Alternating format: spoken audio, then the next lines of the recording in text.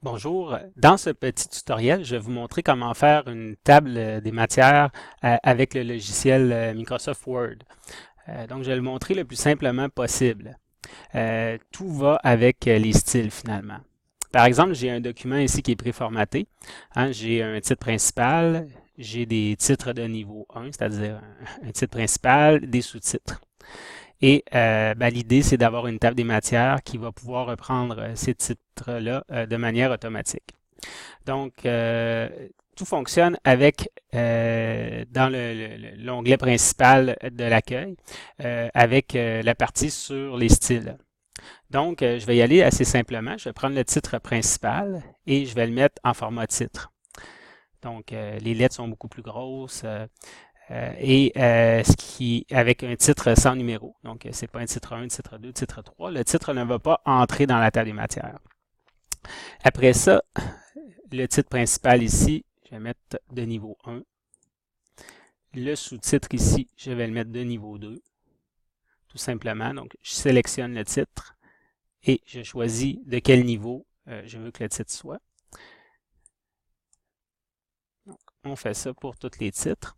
Comme là, ici, la feuille de style, le texte est bleu.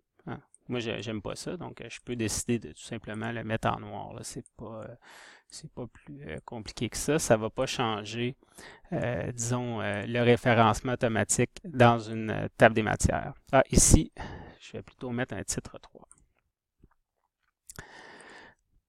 Okay. Donc, les codes, si on veut, dans les titres sont entrés.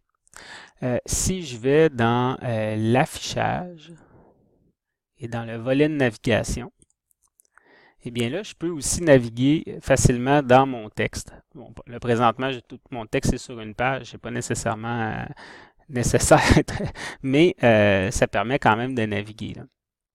Donc, pensez à un document de plusieurs dizaines de pages, c'est une façon de naviguer qui est assez facilitante.